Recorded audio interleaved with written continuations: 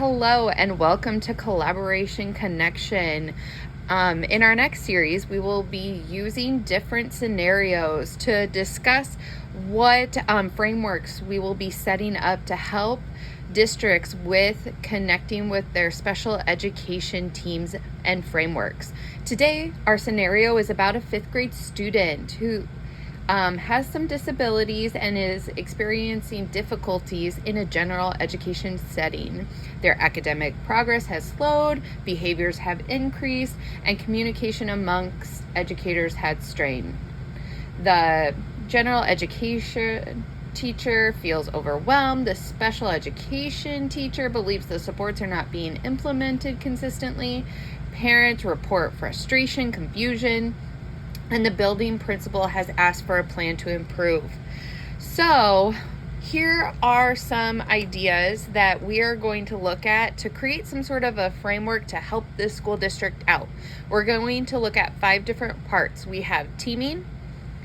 Part 2 is co-teaching. We're going to look at part 3 for some consolation.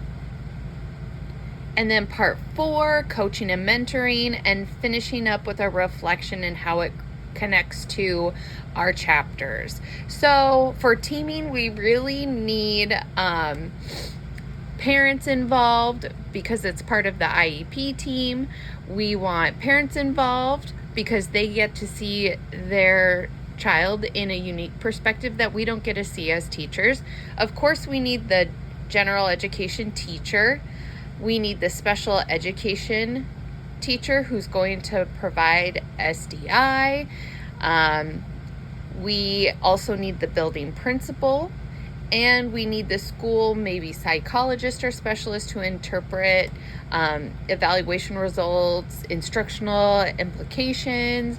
So basically, to be effective for this team, we need them to be interdependent amongst each other because they are all linked together for the student success. They have shared goals, and yet they have individual accountability that is vital for the team.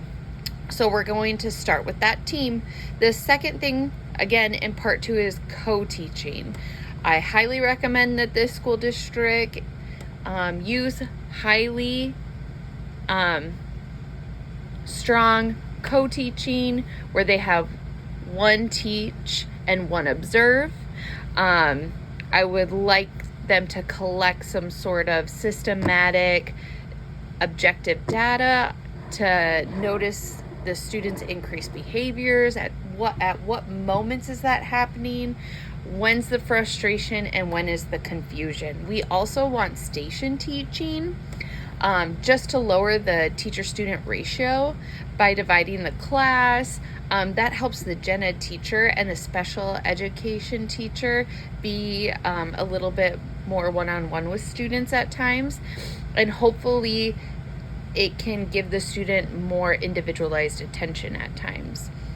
Also, maybe some sort of alternative teaching. Maybe the student needs some pre-teaching, reteaching to address some areas in their academic progress that they're really not getting.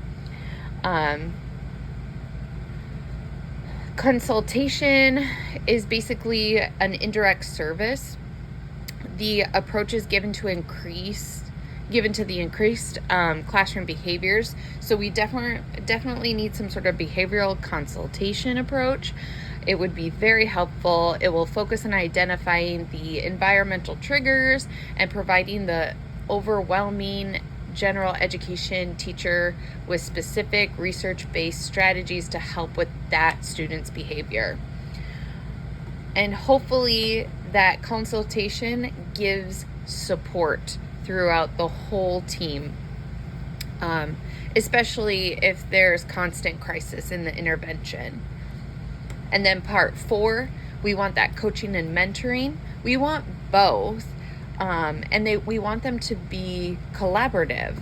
So for the coaching, this would support for professional growth in the scenarios that maybe the gen ed teacher needs, or other teachers that are working with the student.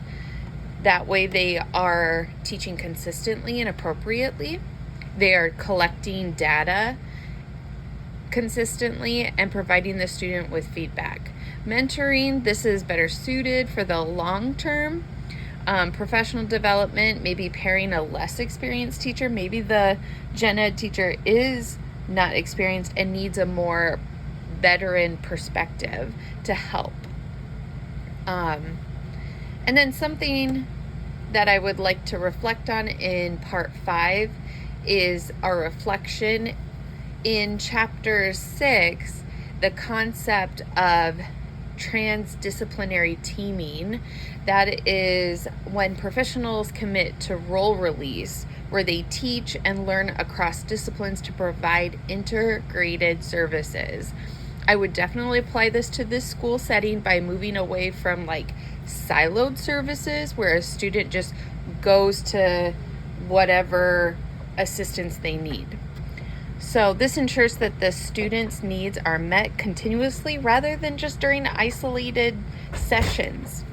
Thank you, and we'll talk again at Collaboration Connection.